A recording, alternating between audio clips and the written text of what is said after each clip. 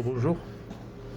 On revient pour vous montrer un autre un cas d'anévrisme de l'aorte ascendante, de la crosse et de l'aorte descendante thoracique et même abdominale.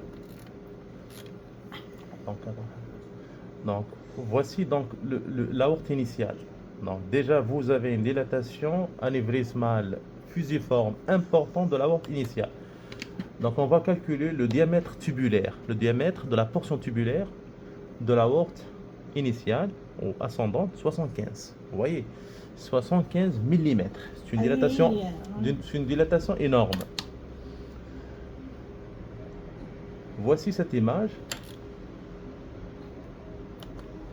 Vous voyez cette image? Cette image, c'est une coupe transversale de l'aorte descendante thoracique 45. C'est une dilatation estimée à 45 mm. C'est ça l'aorte. C'est une dilatation anévrismale de l'aorte ascendante plutôt. Donc vous voyez que le sinus de Valsalva n'est pas vraiment dilaté, légèrement dilaté. Donc on va prendre des mesures. Donc 30 n'est pas dilaté. Vous voyez la portion sinutubulaire légèrement dilatée et vous voyez la portion tubulaire qui est dilatée, qui est hyperdilatée.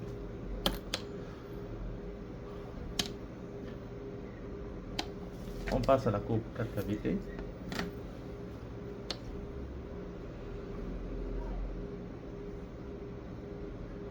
Donc il s'agit d'une IAO, d'une insuffisance aortique, une insuffisance aortique, mais qui n'est pas importante. Vous voyez, donc on peut visualiser l'aorte descendante thoracique à partir de 4 cavités, c'est-à-dire en faisant une petite angulation. Voici l'aorte. C'est une image de l'aorte thoracique descendante. Vous voyez une plaque, donc partiellement thrombosée. Donc une plaque. Donc c'est l'aorte thoracique. Donc 53 mm de diamètre. Il s'agit d'une plaque athyromateuse. Donc on peut dire donc aorte dilatation de l'aorte descendante crosse et thoracique, partiellement thrombosée. Et par la suite, on va étudier l'aorte abdominale. Voici l'aorte abdominale. C'est ça l'aorte abdominale.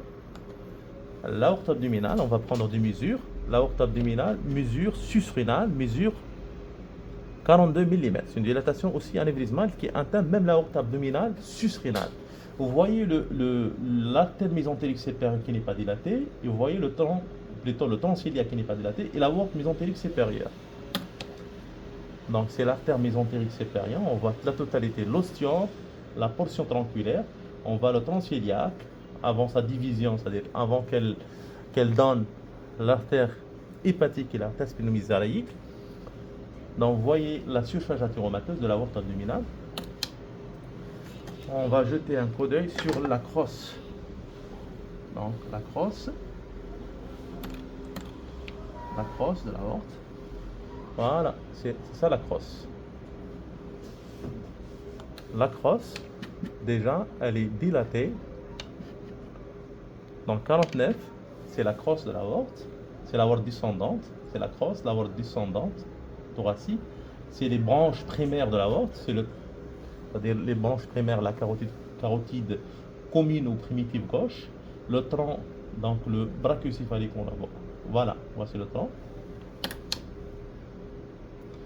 C'est une dilatation anévrismale assez importante.